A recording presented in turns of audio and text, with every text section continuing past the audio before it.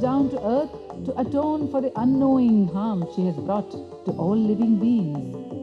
And having manifested as Annapurna in Kashi and Kamakshi in Kanchi, arrives at Arunachalam. She goes around the Shiva hill, the hill of fire, as if it is the sacred fire of marriage, around which she is taking steps with great devotional yearning to be reunited with the Lord. He appears and fulfills her wish to be united with him even physically, so that she can never more be separated from him. He gives to her half of his own form, blessing the whole universe as Ardhanarishwara. This is indeed Puranamanam.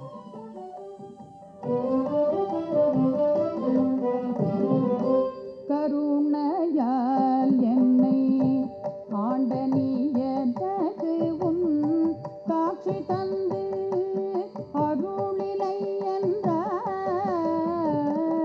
இருள் நலி உலகில் ஏங்கிய படைத்து உடல் விடில் என் கதி என்னாம் அருணனை காணாது அல்லருமோ கமலம் அருணனுக்கு அருணனாம் மன்னி அருணனீஸ்வரந்து அங்கு அருவியாய் பெருகும் அருணமாமலை என்னும் அன்பு அன்பினில் விளையும் இன்பமே அருணாச்சல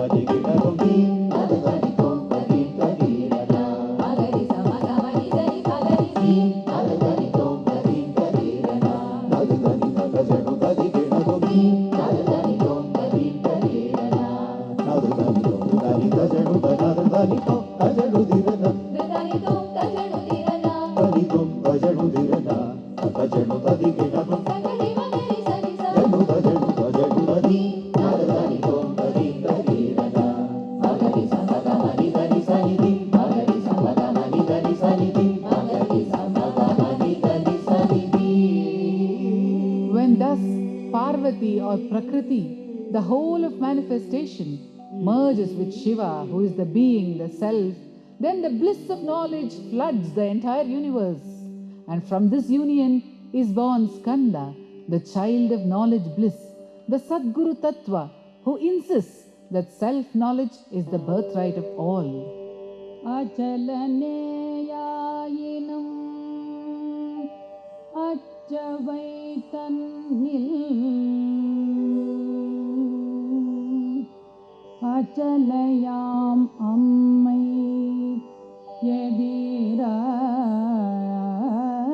எதிராடும்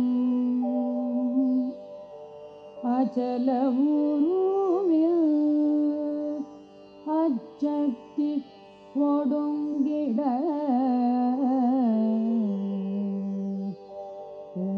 ஓங்கும் அருணாச்சல